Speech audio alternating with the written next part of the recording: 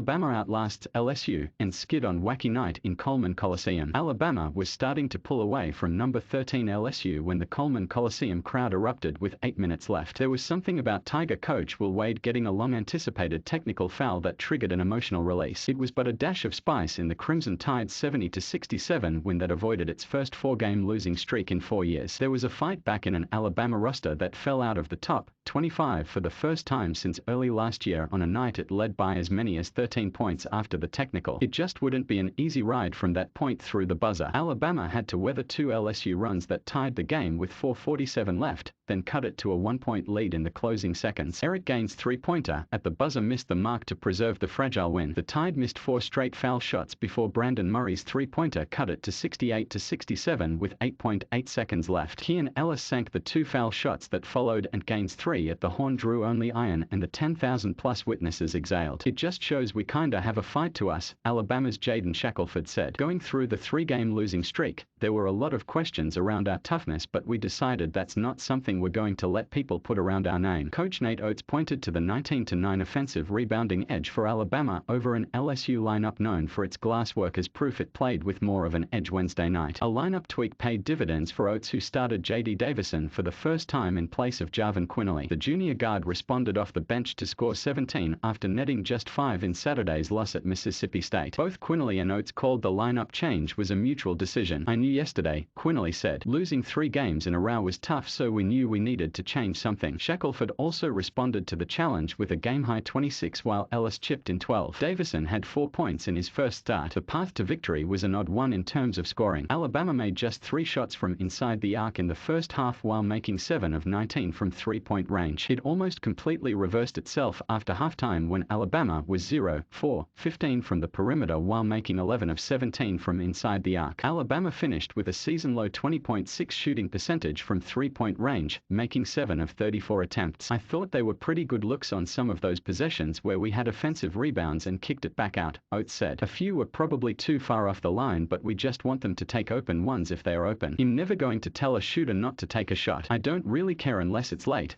game and we've got to take a layup or a free throw only. So we're going to keep shooting it. I don't think we'll go 0-4-15 in a half again. LSU lost its second straight game on a night its 20 turnovers tied a season high. Benched for the first time this season, Quinerly responded well in the first half, helping to spark an Alabama lineup that missed its first 6 shots. The junior, who started the first 17 games, entered at the first TV timeout and quickly added a 3-point play. It would be Alabama's only 2-point basket until the 2:15 mark. Fouls weren't much of an issue until late in the first half. After being whistled for a season-high 26 in Saturday's loss at Mississippi State, the Tide had just 1 in the first half until Keon Ellis got number 2 with 0.6 seconds on the clock. The fact Ty Eason nailed the 3 in the act made it a 4-point play that stemmed momentum from Alabama's 6-point lead. It was down to 33-32 at halftime. Alabama's homestand continues at 5 p.m. Central Time Saturday with Missouri coming to Coleman Coliseum. This post will be updated. Michael Casagrande is a reporter for the Alabama Media Group. Follow him on Twitter